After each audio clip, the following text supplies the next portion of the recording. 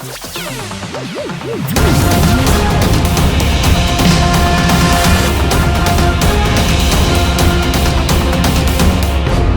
अफसर, अफसर बनने का सुनहरा अवसर।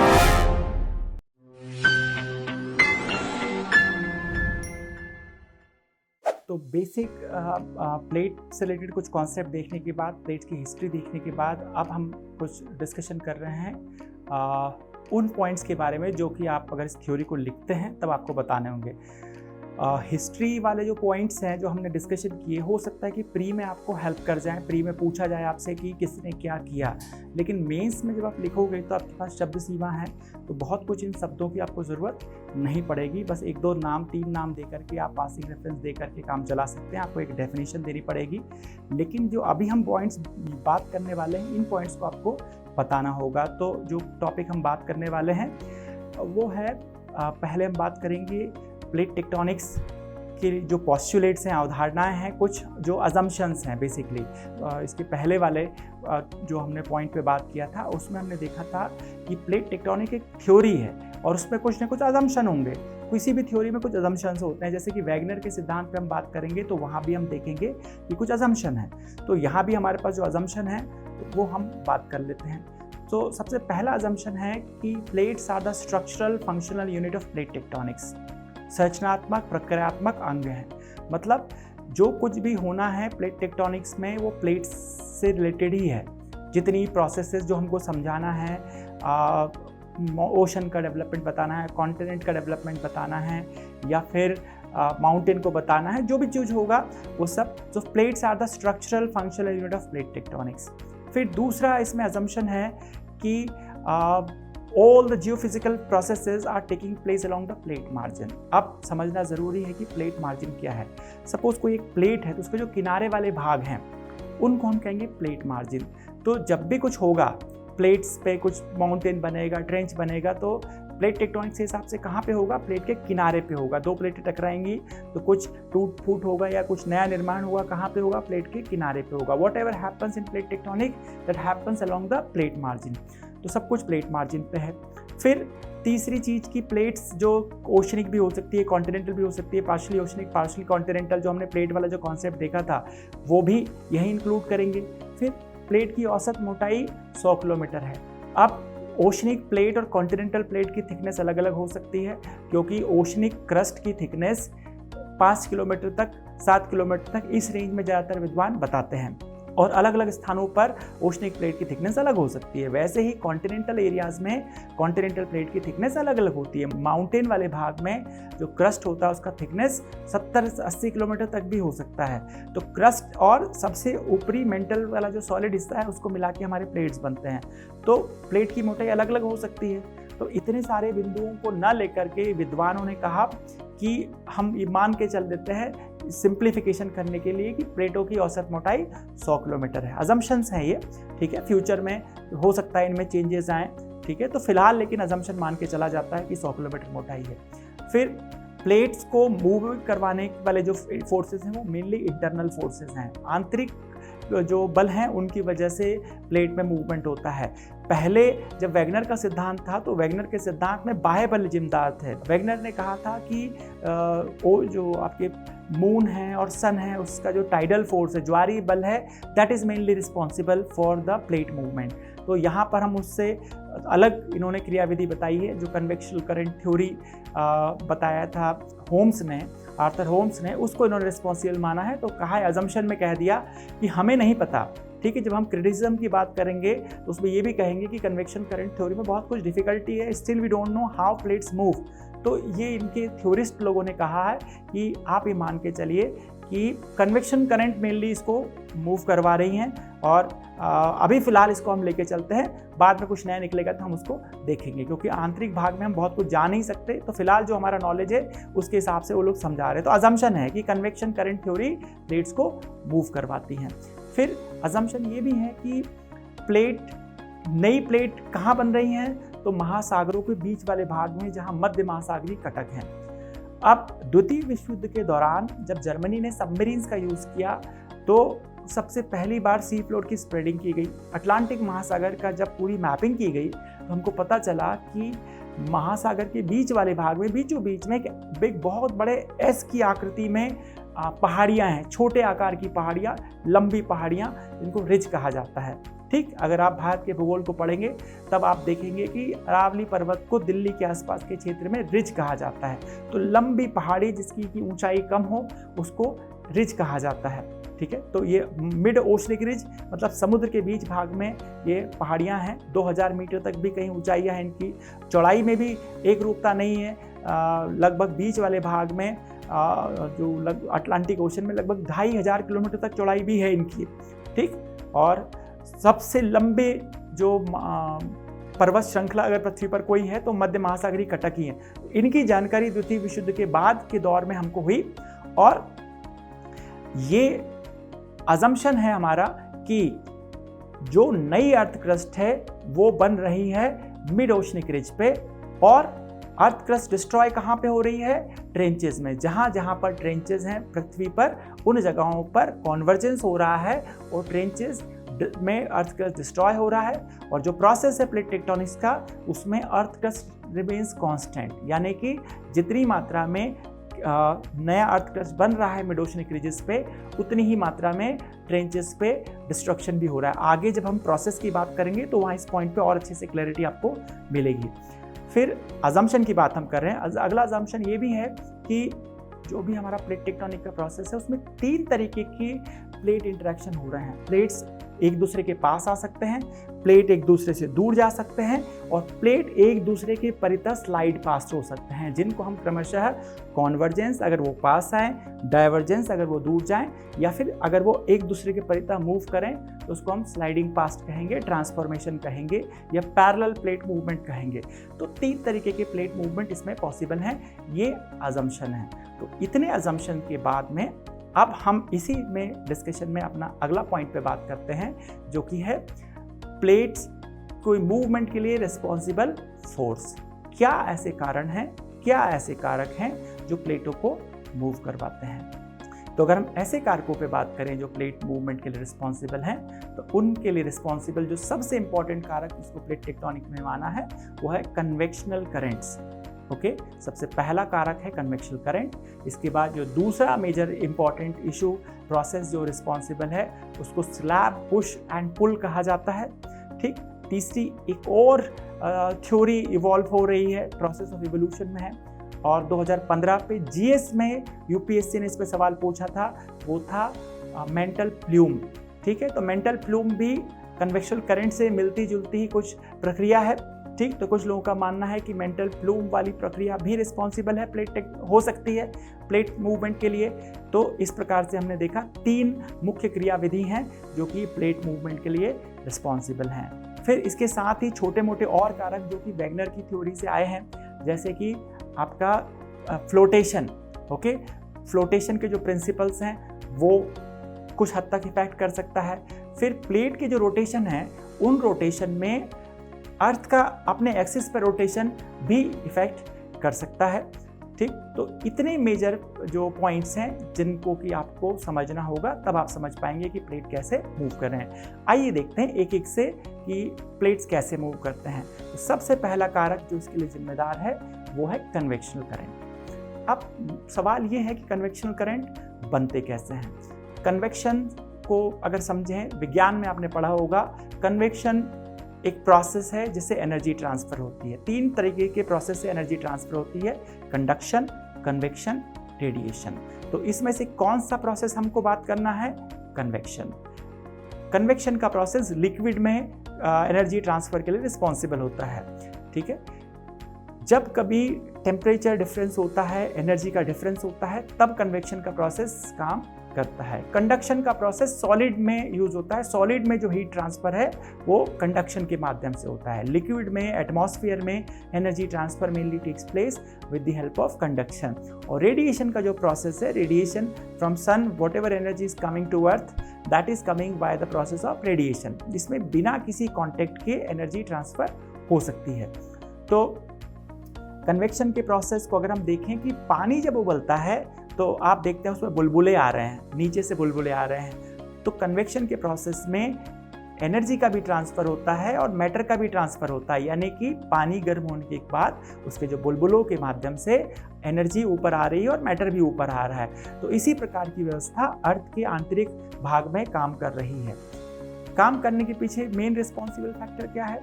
मेन रिस्पॉन्सिबल फैक्टर है थर्मल ग्रेडियंट। पृथ्वी की ऊपरी परत और पृथ्वी का केंद्र, पृथ्वी एक जियोइड है, ओके, ऑब्लेट स्फेरॉइड है अगर हम अर्थ के ढांचे को कहें, तो जो स्वरूप अर्थ का है उसमें ऊपरी भाग जल्दी से ठंडा हो चुका है। अर्थ के बनने के बाद से अर्थ की कूलिंग की प्रक्रिया लगातार जारी है और ऊपरी भाग ठंडा हो चुका है। वहीं दूसरी ओर अर्थ का जो आंतरिक भाग है वो अभी भी पर्याप्त गर्म है। अब अर्थ के आंतरिक भाग में जो एनर्जी है और ऊपरी भाग में जो एनर्जी टेम्परेचर का जो डिफरेंस है वो काफ़ी ज़्यादा है, जिसकी वजह से एक थर्मल ग्रेडियंट डेवलप हो चुका है। ठीक, अगर आप जिस कमरे में बैठे हैं उस कमरे में पीछे की ओर अगर आग जला लें तो दूसरे भागों में वहाँ से एनर्जी का ट्रांसफ़र होगा, क्योंकि एक जगह एनर्जी सरप्लस में है, दूसरी जगह एनर्जी डिफिसिट में है। तो इस एनर्जी ट्रांसफ़र के प्रोसेस को जो इनिशिएट हो रहा है अर्थ में, यही कन्वेक्शन करंट को बनाता है। तो सवाल ये है कि क्या कन्वेक्शन करंट कोर में बनता है? तो बिल्कुल बनता है, लेकिन कोर में बनने वाला जो कन्वेक्शन प्रोसेस है वो हमारे प्लेटों के मूवमेंट के लिए रिस्पॉन्सिबल नहीं है, तो इसलिए आप इसको छोड़ सकते हैं। पृथ्वी की आंतरिक संरचना में हम वाले डिस्कशन में इस पर हम बात करेंगे कि अंदर क्या हो रहा है पृथ्वी के। ठीक है, अभी यहाँ पर हम अपने डिस्कशन को सीमित रखेंगे। पृथ्वी का जो मेंटल वाला भाग है, इसमें जो कन्वेक्शन करंट बनते हैं वो मूलतः निर्धारित करते हैं प्लेटों की गति को। तो प्लेटों की गति के लिए रिस्पॉन्सिबल कौन सा कन्वेक्शन करंट है? जो मेंटल में हो रहा है। पृथ्वी को हम 3 परतों से मिलकर बना हुआ मानते हैं। सबसे ऊपरी भाग क्रस्ट, फिर मेंटल, फिर कोर। तो जो मेंटल वाला भाग है वहाँ पर एनर्जी के वर्टिकल कॉलम है, तो कुछ जगहों पर ऊर्जा के ऊर्ध्वाधर स्तंभ हमको मिलते हैं और पूरा गोल चक्कर लगा करके वापस जो फ्लो पैटर्न नीचे के सेंटर आपकी कोर मेंटल की तरफ चला जाता है। तो इस प्रकार से एक पूरा का पूरा क्लोज सिस्टम, एक flow of convection current develop होता है मेंटल में। जहाँ टेम्परेचर ज़्यादा है वहाँ से टेम्परेचर ज़्यादा होने की वजह से रॉक्स को मेल्ट कर लेगा, और जब रॉक्स मेल्ट होने की वजह से ऊपर उठेंगी तो ऊपर जैसे जैसे हम अर्थ के अर्थ में ऊपर आते हैं, अंदर से बाहर की तरफ आते हैं, घनत्व कम होता जाता है और घनत्व कम होने की वजह से भी मेल्टिंग होती है। ठीक, इंटरनल स्ट्रक्चर वाले डिस्कशन में हमने बात की है, या हम आप देखेंगे जब वीडियो तो आपको पता लगेगा कि अर्थ के आंतरिक भाग में तापमान बहुत अधिक है। अर्थ के सेंटर पे लगभग 7000 डिग्री सेंटीग्रेड तक तापमान हो सकते हैं, लेकिन उसके बावजूद वहाँ पर ठोस अवस्था में चट्टानें पाई जाती हैं। उसका कारण यह है कि वहाँ पर दबाव अधिक है। जैसे जैसे दबाव बढ़ता जाता है चट्टानों का मेल्टिंग पॉइंट भी बढ़ता जाता है, जैसे जैसे दबाव कम होता जाता है मेल्टिंग पॉइंट भी कम होता जाता है।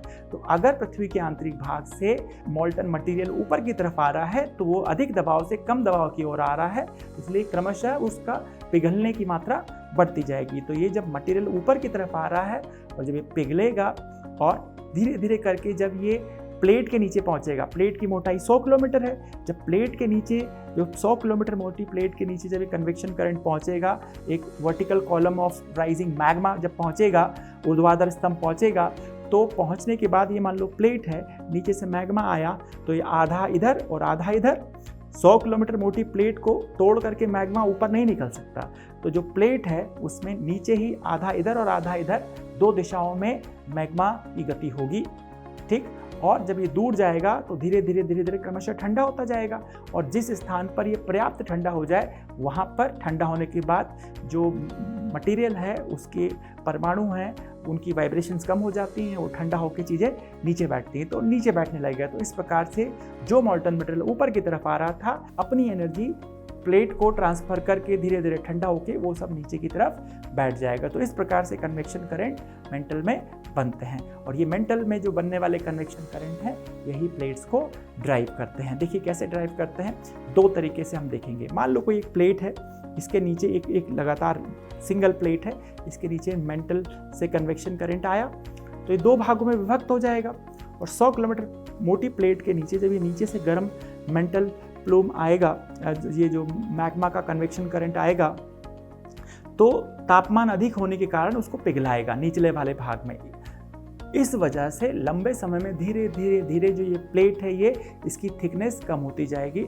इसको हम कहते हैं क्रिस्टल थिनिंग। धीरे धीरे जब ये क्रिस्टल थिनिंग हो जाएगी, इसके अलावा नीचे से जो ये कन्वेक्शन करंट का जो कॉलम आ रहा है ऊपर की तरफ, ये नीचे से दबाव डालेगा और जो प्लेट है उस पर जब दबाव डालेगा तो प्लेट धीरे धीरे टूटेगी। ठीक है, अगर आप एक लंबर स्टिक को, लकड़ी के डंडे को लें और उस पर दोनों तरफ से बल लगाएं या बीच में से फोर्स लगाएंगे तो दो तरफ से बेंड होगा वो ऊपर की तरफ से टूटना शुरू होगा। ठीक, जैसे कि ये है तो धीरे धीरे ऐसे उसमें टूटन प्रारंभ होगी। तो जब वो टूटना प्रारंभ होगा तो लंबे समय में 1-2 करोड़ साल में, ठीक है, बहुत लंबा समय इसमें लग सकता है। कन्वेक्शन करंट बहुत स्लो चलते हैं। ठीक, तो प्लेट को 2 दिशाओं में जो नीचे कन्वेक्शन करंट जा रहा है तो वो भी ड्रैग कर रहा है। एक प्लेट के नीचे अगर आधा मेंटल कन्वेक्शन करंट इधर जाए और आधा इधर जाए, नीचे से जो एक वर्टिकल राइजिंग कॉलम आ रहा है, तो उस प्लेट को अल्टीमेटली वो घर्षण की वजह से 2 पार्ट में तोड़ देगा और इस स्थान पे जहाँ कन्वेक्शन करंट ऊपर आ रहा था 2 प्लेटों को अपोजिट डायरेक्शन में चलाएगा। इसको हम कहेंगे डाइवर्जेंस ऑफ द प्लेट। 2 प्लेटें दूर जा रही हैं तो डाइवर्जेंस कहाँ पर होगा? जिस स्थान पर नीचे से कन्वेक्शन करंट ऊपर की तरफ आ रहा है और 2 विपरीत दिशाओं में बटकर जा रहा है, वहाँ पर डाइवर्जेंस होगा। फिर पूरी पृथ्वी पर, गोल पृथ्वी पर ऐसे कई स्थान हो सकते हैं जहाँ पर ये प्रोसेस ऑफ डाइवर्जेंस हो। तो मान लो इस इतने बड़े अर्थ, एक बड़े से अर्थ में एक इस स्थान पे कन्वेक्शन करंट ऊपर आ रहा है, एक ये नीचे वाले स्थान पे कन्वेक्शन करंट ऊपर आ रहा है और वहाँ से भी 2 अलग अलग दिशाओं में मान लीजिए कन्वेक्शन करंट जा रहे हैं। तो ये जो एक स्थान ये है जहाँ से कन्वेक्शन करंट 2 दिशाओं में जा रहे हैं, एक स्थान ये है जहाँ से कन्वेक्शन करंट 2 दिशाओं में जा रहे हैं। तो ये दोनों कन्वेक्शन करंट, इन दोनों वर्टिकल लिम्ब्स के कन्वेक्शन करंट कहीं ना कहीं मिलेंगे। तो जिन स्थानों पर ये कन्वेक्शन करंट मिलेंगे वहाँ पर कन्वेक्शनल करंट का कॉन्वर्जेंस होगा। जब कन्वेक्शनल करंट का कॉन्वर्जेंस होगा, ठीक, मान लो एक प्लेट है, उसके नीचे 2 कन्वेक्शन करंट कॉन्वर्ज कर रहे हैं। कॉन्वर्ज करने के बाद वो नीचे की तरफ गति करेंगे और जब वो नीचे की तरफ गति करेंगे तो ऊपर वाली प्लेट पर एक कंप्रेशनल फोर्स डालेंगे और कंप्रेशनल फोर्स डाल के एक लंबे समय में उस प्लेट को तोड़ देंगे और फिर फ्यूचर में जब वो प्लेट टूट जाएगी तब ये दोनों कन्वेक्शन करंट के साथ इन दोनों प्लेट में से एक प्लेट जो भारी है या जिसकी गति अधिक है वो प्लेट नीचे की तरफ चली जाएगी धरातल में, जिसको सबडक्शन बोलते हैं। तो convection currents are responsible for plate movement. ठीक है, जहाँ वर्टिकल लिम्ब है कन्वेक्शन करंट का वहाँ डाइवर्जेंस होगा, जहाँ पर डाउनवर्ड लिम्ब है वहाँ पर कॉन्वर्जेंस होगा। तो ये एक प्रोसेस हमने समझा कि किस तरीके से कन्वेक्शन करंट रिस्पॉन्सिबल है। ठीक, जिस प्रकार से एग्ज़ाम में सिविल सर्विस ने पूछ लिया था कि मेंटल प्लूम को समझाइए, 150 शब्दों में इंडिपेंडेंट टॉपिक, पूरे एक बड़े से प्लेट टेक्टोनिक टॉपिक का एक पॉइंट को, जो प्रोसेस है प्लेट के मूवमेंट का, उसको पूछ लिया था। तो इस तरीके से आपके जो प्लेट टेक्टोनिक के अलग अलग पक्ष हैं इन पे भी सवाल पूछा जा सकता है। आपके प्री में पेपर 1 में ये टॉपिक हालांकि सीधे सीधे तो नहीं लिखा हुआ है, लेकिन इससे जुड़े हुए टॉपिक, अर्थक्वेक, वोल्केनो, ये सब लिखे हुए हैं। ठीक, मेंटल प्लूम भी कहीं सीधे सीधे नहीं लिखा हुआ था, लेकिन उन्होंने पूछ लिया क्योंकि जो मेंटल प्लूम वोल्केनिज्म के लिए भी रिस्पॉन्सिबल है और प्लेट टेक्टोनिक के लिए जो कई सारे फोर्सेस रिस्पॉन्सिबल हैं उनमें से एक मेंटल प्लूम को भी माना जाता है, इसलिए ऐसा पूछा गया था। तो एक बल को हमने चर्चा किया। दूसरा बल जो प्लेट टेक्टोनिक के लिए रिस्पॉन्सिबल है वो है मेंटल प्लूम। मेंटल प्लूम पे ही बात कर लेते हैं। मेंटल प्लूम में क्या है? कन्वेक्शन करंट एक ऐसी स्थिति है जिसमें आपके पास एक वर्टिकल कॉलम उठा और वही दूर जा कर के लंबे समय में नीचे बैठ गया और एक कंप्लीट राउंड सर्कुलर पैटर्न बनाया। ठीक, और यही राउंड सर्कुलर पैटर्न प्लेट के कॉन्वर्जेंस और डाइवर्जेंस को प्रमोट करता है। अब कुछ वैज्ञानिकों का मानना है कि ये भी एक मॉडल हो सकता है कि इस तरीके से कंप्लीट कन्वेक्शन सेल बने, लेकिन एक दूसरा भी प्रक्रिया समझाया गया है जिसके अंतर्गत ये माना जाता है कि ज़रूरी नहीं है कि सभी स्थानों पर एक close circuit circular pattern of convection current बने ही बने। कई जगहें ऐसी हैं, खास तौर से अफ्रीका के ईस्टर्न भाग में नीचे से एक वर्टिकल लिम्ब ऊपर उठ रहा है और प्लेट के नीचे पहुंच के 2 भागों में वक्त हो रहा है, वो बहुत लंबा जा कर के नीचे सबसिडेंस उसका नहीं हो रहा है। ठीक, और ऐसे ही हवाई आइलैंड के नीचे भी हमको प्रोसेस ऑफ कन्वेक्शन, जो प्रोसेस ऑफ मेंटल प्लूम हमको दिखता है। मेंटल प्लूम एक वर्टिकल कॉलम ऑफ मैग्मा है जो कि कोर मेंटल बाउंड्री से उठता है। इस पे और चर्चा हम करेंगे, जो हमारा वल्केनिक इरप्शन वाला जो टॉपिक होगा, वल्केनो वाला टॉपिक होगा, उस पर हम इस पर और चर्चा करेंगे और देखेंगे थोड़ा डिटेल में कि ये क्या होता है। ठीक, फिलहाल के लिए आपको समझना है कि ये प्रोसेस में हम समझा रहे हैं इसको कि ये भी अल्टरनेट प्रोसेस है। तो जिन स्थानों पर सिंगल वर्टिकल कॉलम है और हो सकता है कि ये जो कुछ मेंटल प्लूम है जो नीचे से ऊपर उठ के आया, ये और आधे इधर जाओ आधे इधर जाओ वाली स्थिति में है। भविष्य में ये एक, अगर इसका साइज बहुत बड़ा है, मेंटल प्लूम कई आकार के हो सकते हैं। मेंटल प्लूम छोटे आकार के हो सकते हैं जिनकी आयु हो सकता है कि कुछ लाख साल तक हो। ठीक, मेंटल प्लूम गहराई के आधार पर ऐसे हो सकते हैं जो कि ऊपरी क्रस्ट या मेंटल में ही जिनका की इवोल्यूशन हुआ हो।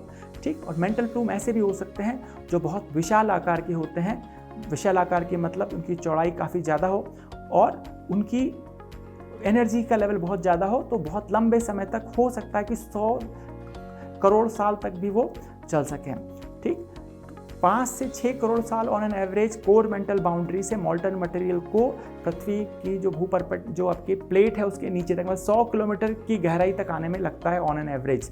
ठीक, जो टूजो विल्सन का जो मॉडल है उसके हिसाब से। तो ये जो मेंटल प्लूम है ये एक ऐसा स्टेज है जिसमें कि एक वर्टिकल लिम्ब जस्ट प्लेट के नीचे पहुंचा है और 2 दिशाओं में बट रहा है।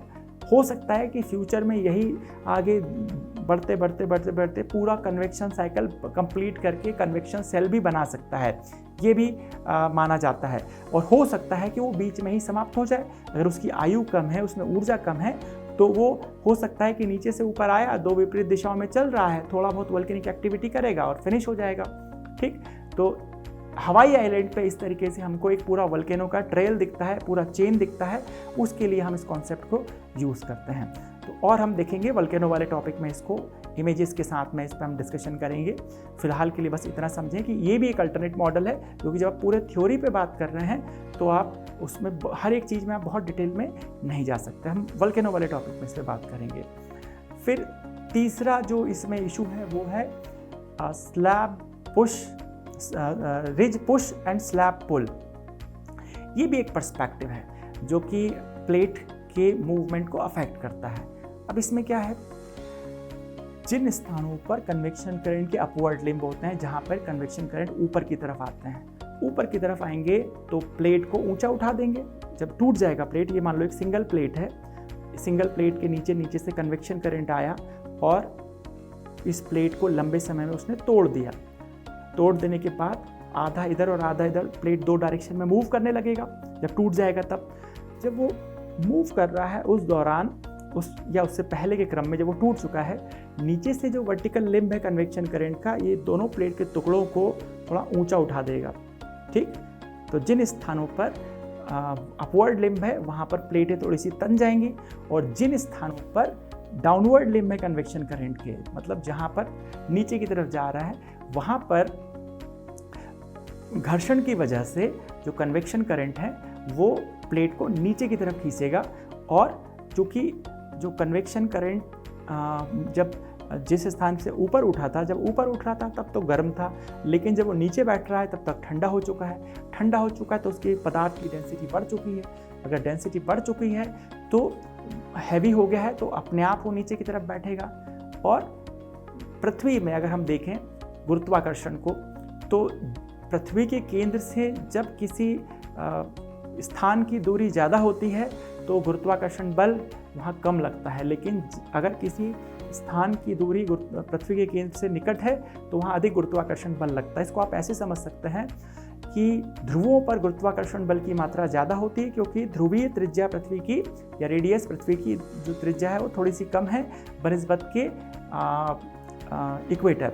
ठीक, तो ऐसे ही जब एक कन्वेक्शन करंट के माध्यम से एक प्लेट जब नीचे की तरफ जा रही है तो ठंडा होने की वजह से जब वो नीचे जा रही है तो जो उसी प्लेट का दूसरा हिस्सा जिसको ये कन्वेक्शन करंट ऊपर उठाए हुए है, उसकी तुलना में ये दूसरा वाला भाग पृथ्वी के केंद्र के ज़्यादा निकट है, तो ठंडा भी है। तो इन दोनों वजहों से ये दूसरा हिस्सा जो नीचे जा रहा है उसको अर्थ अंदर की तरफ आसानी से उसको पुल कर लेती है। तो इसी को कहते हैं स्लैब पुल। ठीक, जो आपका पूरा का पूरा प्लेट का जो स्लैब है वो अंदर की तरफ धंस जाता है, नीचे की तरफ जाता है, पृथ्वी के आंतरिक भाग में जाता है और नीचे जाने पर टेम्परेचर बढ़ता जाता है तो ये पिघलता भी है। तो ये प्रोसेस होता है। तो जब जहाँ पर कॉन्वर्जेंस होता है उस स्थान पर प्लेटों को नीचे जाने में ये process of slab pull help करता है। ठीक, कोई इंडिपेंडेंट बहुत इंपॉर्टेंट और बहुत बड़ा फोर्स नहीं है, बट इट हेल्प इन सम वे। और जहाँ पर अपवर्ड लिम्ब है कन्वेक्शन करंट का, वहाँ पर प्लेट थोड़ा सा ऊंचा होता है तो ग्रेविटी की वजह से ग्रेविटी स्लाइड होता है, यही रिज पुश और रिज पुल है। ठीक, स्लैब पुल है। रिज पुश जहाँ पर मिड ओशनिक रिजेस हैं वहाँ पर जो कन्वेक्शन करंट की वजह से प्लेट्स थोड़ा सा ऊंचा उठ जाते हैं, और जहाँ पे डाउनवर्ड लिम्ब है कन्वेक्शन करंट का वहाँ पर नीचे पुल हो रहा है, उनको प्लेट कन्वेक्शन करंट नीचे की तरफ खींच रहे हैं, तो नीचे लेवल है और ये आसानी से पृथ्वी के अंदर चले जाते हैं। प्लेट किस वजह से आसानी से पृथ्वी के आंतरिक भाग में चले जाते हैं इसको एक्सप्लेन करता है ये रिज पुश पुल। ठीक है, और उसमें ग्रेविटी वाला फैक्टर भी अकोमोडेट होता है। तो ये हमारा जो प्रोसेस है एक्सप्लेन करता है कि किस तरीके से प्लेट्स मूव कर रहे हैं। अब एक पॉइंट यहाँ पे जो रोटेशन में प्लेट के मूवमेंट में हेल्प जो करने वाला बिंदु है वो हमारे रोटेशन ऑफ अर्थ का भी है, उसको भी हम यहाँ पे बात कर लेते हैं। रोटेशन ऑफ अर्थ, इनर्शिया का कॉन्सेप्ट आपको पता है साइंस में। इनर्शिया ये कहता है कि जब आप अगर गतिशील अवस्था में है तो गतिशील अवस्था में रहेंगे, और स्थिर है तो स्थिर रहेंगे। ठीक, मान लीजिए कि आपने हाथ में एक बकेट लेकर के उसमें पानी भर के आप दौड़ लगाएं, तो जिस दिशा में आप गति कर रहे हैं उसके अपोजिट दिशा में पानी गिरेगा। ठीक है, तो यही इनर्शिया है, न्यूटन का लॉ है, ये फर्स्ट लॉ है। तो यही चीज़ अर्थ पे भी वर्क करती है। अर्थ का जो आउटर कोर है, आउटर जो स्ट्रक्चर है, आउटर लेयर है जिसको हम प्लेट कहते हैं, ये प्लास्टिक एस्थेनोस्फेयर के ऊपर फ्लोटेशन की कंडीशन में है। ओके, फ्लोटेशन भी कुछ लोग इसको बोलते हैं। तो अगर रखा हुआ है वो प्लास्टिक स्टेट में है, और अर्थ जब रोटेट करेगा, अर्थ कहाँ से कहाँ रोटेट करता है? अर्थ वेस्ट टू ईस्ट रोटेट करता है। तो अगर अर्थ वेस्ट टू ईस्ट रोटेट करेगा तो जितनी भी प्लेट्स हैं उन, क्योंकि वो एक लिक्विड के ऊपर रखी हुई है, तो अपोजिट डायरेक्शन में उनके ऊपर फोर्स लगेगा, यानी कि plates west to east direction में रोटेट करेंगी। तो ये एक फोर्स काम करता है जो कि कुछ हद तक प्लेट्स के मूवमेंट को अफेक्ट करता है। किस वजह से हो रहा है? क्योंकि जो सॉलिड प्लेट्स हैं वो प्लास्टिक एस्थेनोस्फेयर के ऊपर रखी हुई हैं, तो जब अर्थ रोटेट करता है, ठीक, तो ये जो भाग है इस पे अपोजिट डायरेक्शन में फोर्स लगता है। तो इतने फैक्टर्स हैं जो कि प्लेट्स के मूवमेंट को अफेक्ट करते हैं।